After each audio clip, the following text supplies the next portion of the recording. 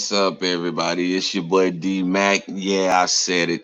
This is another episode I'm coming in with, and I want to give thanks to everybody who's going to tune in and everybody who's going to chime in with their thoughts and their feedback. Much love to you.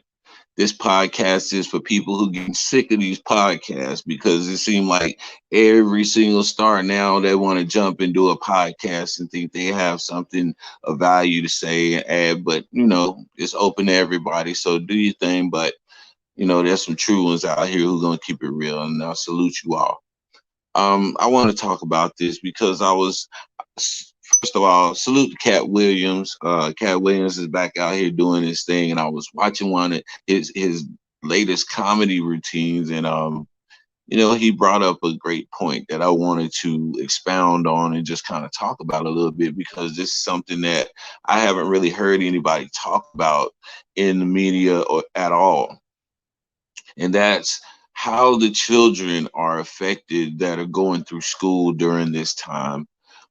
We have children that are going through this pandemic, so we have schools that are open, some that are closed. Parents don't want to bring their children to school, and they don't have the adequate system to accommodate children wanting to be homeschooled, and all of these things dealing with that. Then you have the critical race theory issue going on in the school. You have parents who are keeping their children out of class if their teacher wants to try to teach that, and then you have teachers who are resigning because of it.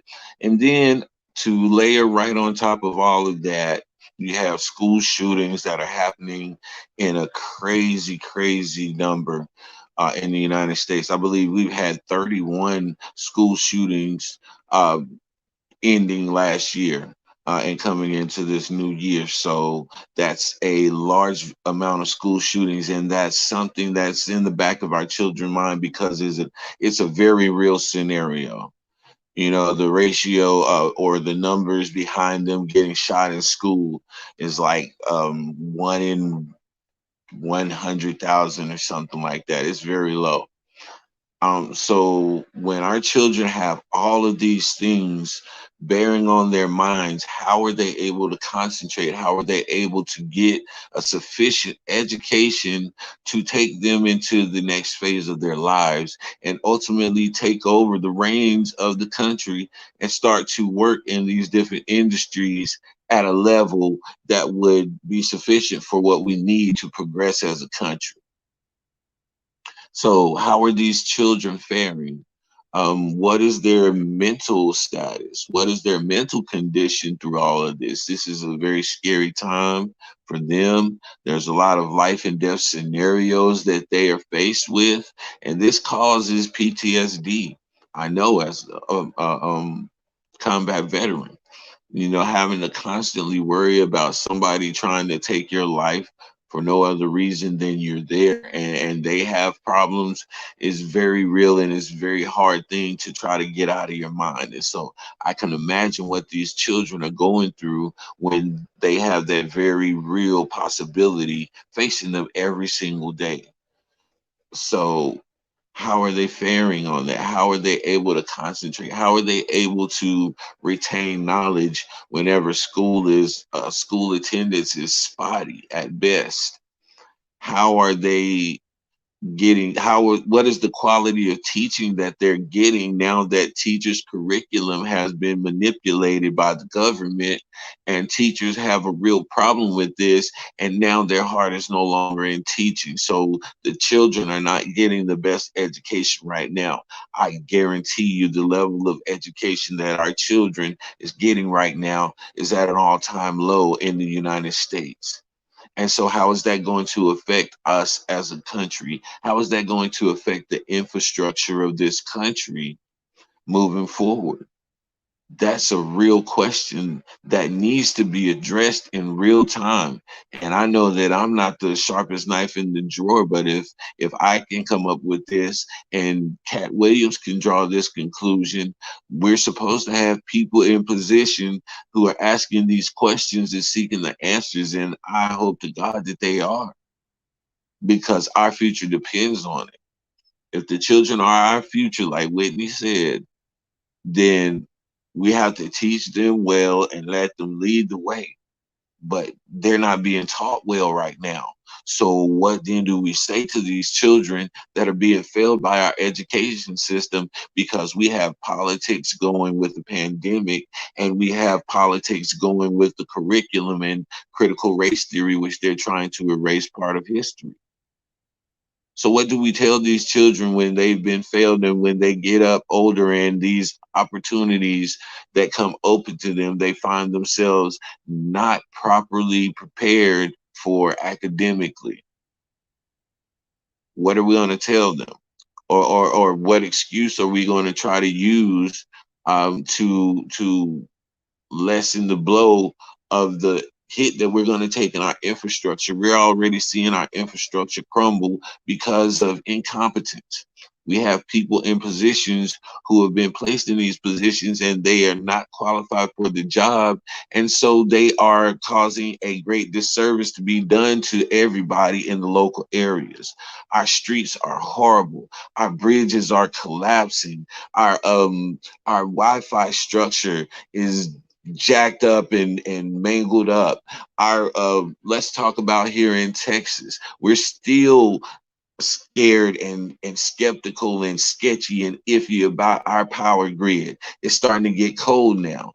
This is the second day of below 25-degree temperature here in Central Texas, and we're not sure if our power grid will be able to hold up under this pressure. So these are things that we have to deal with on top of everything else. And we have no confidence in the people who have been placed in these important roles concerning all of us. And also, we're telling our future generations coming up that we're going to put y'all on hold because we have to politic. We have to win an argument. So your future is not important right now. There are bigger things to do. We're going to put y'all on hold while we go up here and we try to overthrow the Capitol, or we're going to put you on hold while we argue about things that are not relevant to the beneficial nature of this country, or what we're trying to gain in this country. These foreign relations that there's so many different things that we could talk about, but the main focus is our children and the lack of education that they are receiving right now. They're not receiving quality education.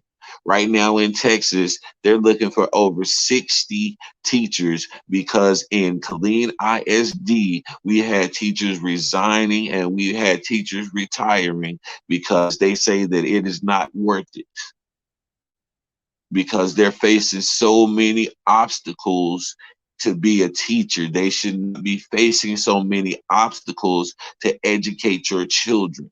They should have all the backing necessary to properly educate our next generation, but they're not getting that support because our governors and our mayors and all of these other people are busy trying to kowtow and play identity politics and curry favor with people who do not have the best interests of the people at heart. So our children are going to suffer, meaning our country is going to suffer, because all of these inadequate, uneducated people are going to have to work somewhere. They're going to have to do something to make a living. They're going to have to do something to get by. And if they don't be able to get a job, then they're going to do what? They're going to become criminals. They're going to move to crime, and they're going to start to victimize all of the people who are fortunate enough to have enough of an education to get a decent job and make a living. So you're creating a whole nother problem by neglecting this and not taking these things into consideration. Well, I'm just speculating because I haven't heard anybody talk about this. So I would like to hear this on the agenda: education. And I know that I, for one, have been a person who speaks about the basically the lies that we've been indoctrinated with through the educational system. But it is an absolute necessity in this country to have those credentials in order to gain certain levels of access in this country. That's just a fact. And so education is going to be necessary for these children to move forward and get in these positions, and to have the authority and the knowledge to work in that field competently.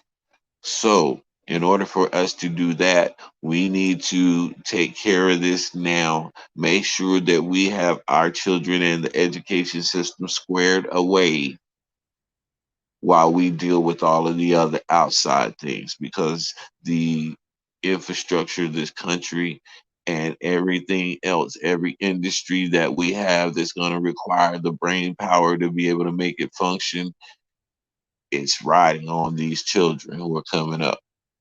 And if we don't make sure that they're able to make through this with a sound mind and confidence in the education that they've been given, then we're putting ourselves in another bad position. And we're going to see that in the next 10 to 20 years, what this has done to us as a country as a whole. That's all I really have to say about that. I hope I articulated that right, because I be having it in my mind a certain way and it be sounding so spectacular, and I try to say it like that, and that, the energy and all of that. And I just hope it comes across articulated well and you understand the points that I'm trying to make and what I'm saying. Once again, I salute everybody who's sick of podcasts, and this is your boy D Mac. You know what I say. Sticks and stones can break your bones, but the word can always heal you. I'm out.